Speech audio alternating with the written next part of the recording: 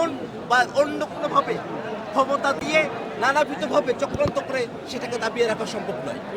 নাগরিক কমিটি কোনো বিশেষ কোনো ভূমিকা রাখবে কিনা? আমরা সবসময় নাগরিক কমিটির পক্ষ থেকে একটা কথাই বলি, সেটা হলো বাংলাদেশে যাতে কোনোভাবে ফেসিবাদ আর আসতে না পারে, বাংলাদেশে যেন একটা নতুন রাজনৈতিক বন্দোবস্ত আসে। নতুন রাজনৈতিক বন্দোবস্তের অর্থ কিন্তু এটাই যে ইতিহাসের যা সত্য, বাংলাদেশের মানুষ, এই ভূখণ্ডের মানুষ দীর্ঘ সময় ধরে যে লড়াইগুলো করে এসেছে, ব্রিটিশ বিরোধী যে লড়াই, 47-এর যে পাকিস্তান পাওয়া, 71-এ যে বাংলাদেশ পাওয়া, 90-এ যে স্বৈরাচার বিরোধী আন্দোলন, 24-এর যে ছাত্র জনতার অভ্যুত্থান, প্রত্যেকটা পরতে পরতে ইতিহাসের যা সত্য, সেই সত্য যে পথ দেখাবে, সেই পথই হবে আমাদের নতুন রাজনৈতিক বন্দোবস্ত।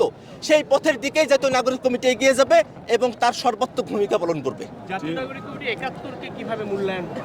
জাতীয় নাগরিক কমিটি 71-কে বাংলাদেশের মানুষের, এই ভূখণ্ডের মানুষের সংগ্রামের একটা চূড়ান্ত রূপ হিসেবে দেখে।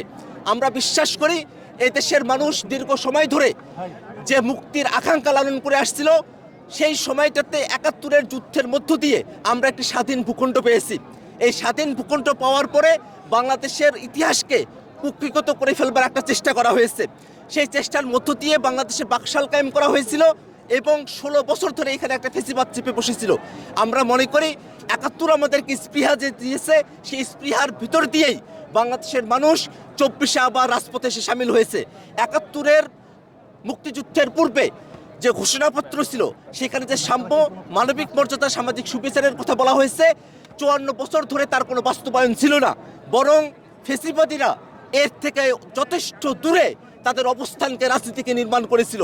বাংলাদেশের মানুষ আবারও ওই সাম্য, মানবিক মর্যাদা এবং সামাজিক সুবিচারের 71-এর যে স্লোগান, সেই স্লোগানকে ধারণ করেই 24-এর আন্দোলনে তারা সামিল হয়েছিল এবং বাংলাদেশের যে স্বাধীনতা, সার্বভৌমত্বের যে স্বরূপ, আমরা পাকিস্তান থেকে স্বাধীন হয়েছি, পিন্ডি থেকে স্বাধীন হয়েছি, দিল্লির যে আগ্রাসন বাংলাদেশের উপরে ছিল, 24-এর আন্দোলনের মধ্য দিয়ে আমরা সেখান থেকেও স্বাধীন হয়েছি।